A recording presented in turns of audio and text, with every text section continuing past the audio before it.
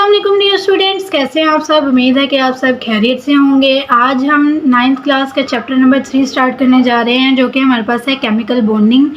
Last video के अंदर हमने उसके कंस्ट्रक्टिव और डिस्क्रिप्टिव क्वेश्चन चैप्टर नंबर 2 के डिस्कस किए थे। हमने इसके एक्सरसाइज को वाइंड अप किया था। आज हम चैप्टर नंबर 3 डिस्कस करने जा रहे हैं, जो कि है केमिकल बॉन्डिंग। आज हम इसका थोड़ा सा इंट्रोडक्शन देखेंगे, उसके बाद केमिकल बॉन्डिंग की डेफिनेशन देखेंगे, उसकी टाइप्स को देखेंगे। वीडियो को स्टार्ट करने से पहले आप हमारे इस चैनल को सब्सक्राइब कर लें ताकि हमारी हर वीडियो आप तक पहुंचती रहे। अच्छा जी, हम इस टॉपिक को स्टार्ट करते हैं केमिकल बॉन्डिंग वाले चैप्टर को। तो सबसे पहले उसके इंट्रो में हमसे क्या पूछा हुआ है, why do atoms form chemical bond. तो सबसे पहले उसने थोड़ा सा इसका इंट्रोडक्शन दिया हुआ है, एटम केमिकल बॉन्ड बनाते क्यों हैं।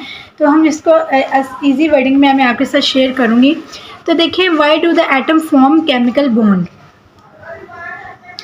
एटम केमिकल बॉन्ड क्यों बनाते हैं। देखिए, सबसे पहले रीज़न है उसकी, टू अटेन स्टेबिलिटी।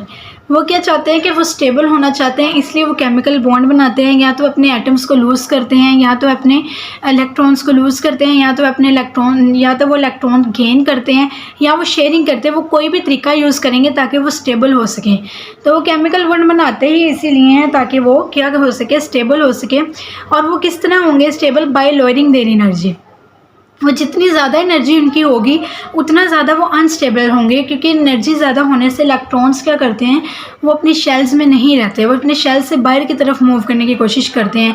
और जब इलेक्ट्रॉन्स अपने शेल्स में नहीं रहेंगे तो जो एटम है वो खुद ब खुद अनस्टेबल हो जाएगा, इलेक्ट्रॉन्स लूज़ हो जाएंगे, या वो इलेक्ट्रॉन्स को गेन करता है तब भी वो अनस्टेबल नहीं रहता। तो क्या होता है कि जितनी एनर्जी वो लो होगी वो उतना स्टेबिलिटी की तरफ ज़्यादा मूव करेगा।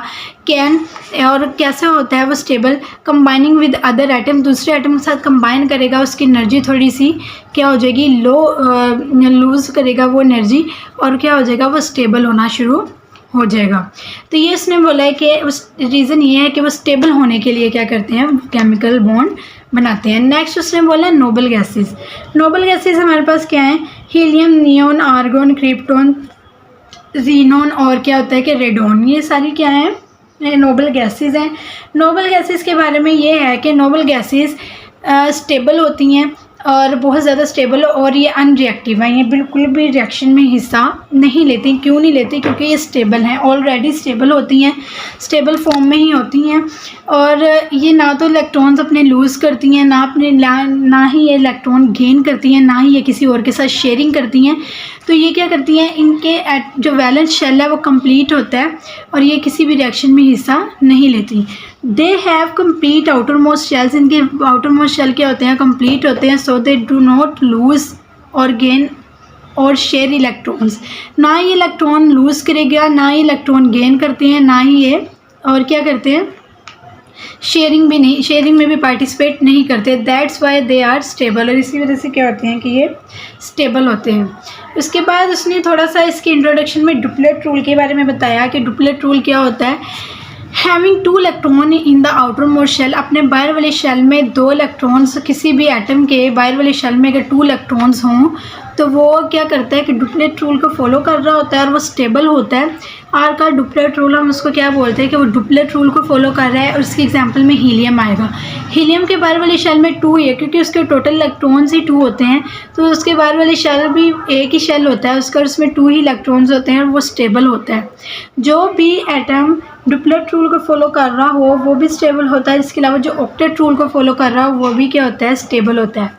तो नेक्स्ट उसने ऑक्टेट रूल के बारे में बताया, हैविंग 8 इलेक्ट्रॉन्स। अगर किसी भी एटम के बाहर वाले शेल में 8 इलेक्ट्रॉन्स हैं in the outermost shell are called octet rule.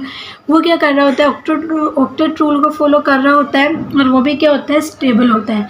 अब ये कि किसी भी एटम के बाहर वाले शेल में या तो 2 इलेक्ट्रॉन्स हों या क्या हों, 8 इलेक्ट्रॉन्स हों, तो दोनों डुप्लेट या ऑक्टेट रूल या फॉलो कर रहे हों तो वो क्या होते हैं, स्टेबल होते हैं।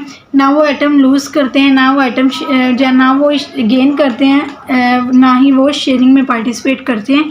वो क्या होते हैं, हमेशा से वो स्टेबल होते हैं।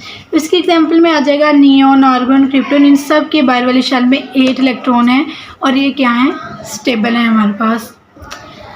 अच्छा जी, अब हम केमिकल बॉन्ड की तरफ जाते हैं कि केमिकल बॉन्ड हमारे पास होता क्या है। अभी तक हमने सिर्फ ये देखा कि एटम केमिकल बॉन्ड बनाते क्यों हैं, या कोई भी कंपाउंड है वो आपस में केमिकल बॉन्ड क्यों बनाते हैं।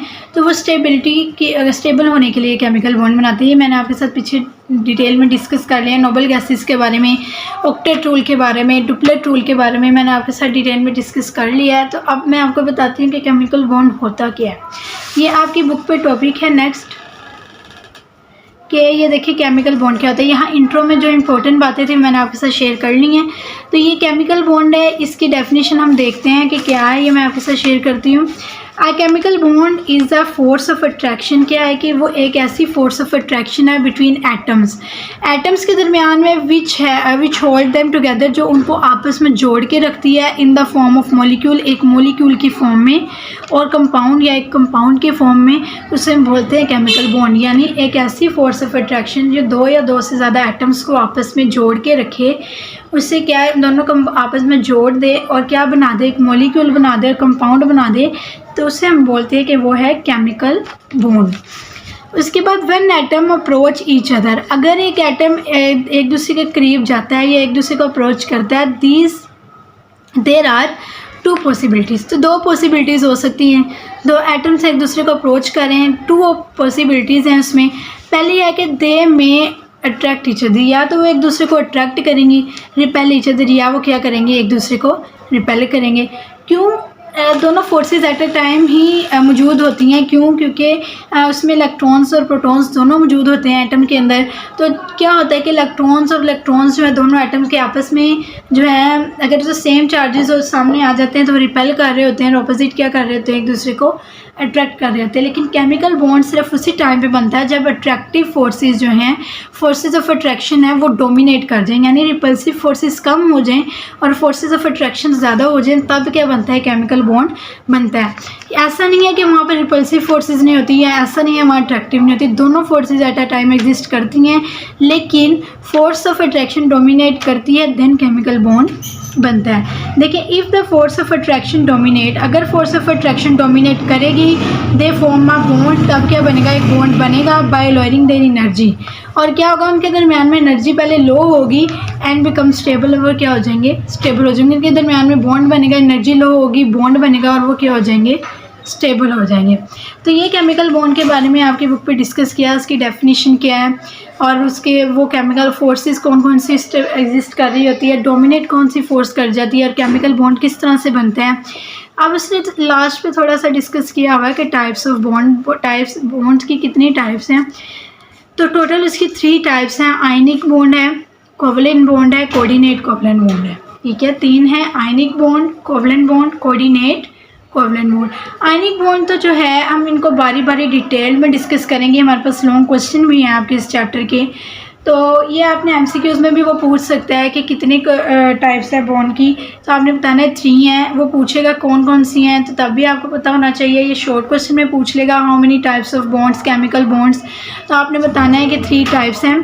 ठीक है, तो हम इसको बारी बारी नेक्स्ट वीडियोस में हम इनको डिस्कस करेंगे। आयनिक बॉन्ड को डिटेल में डिस्कस करेंगे, कोवलेंट बॉन्ड को डिटेल में डिस्कस करेंगे, कोऑर्डिनेट कोवलेंट बॉन्ड को डिटेल में डिस्कस करेंगे।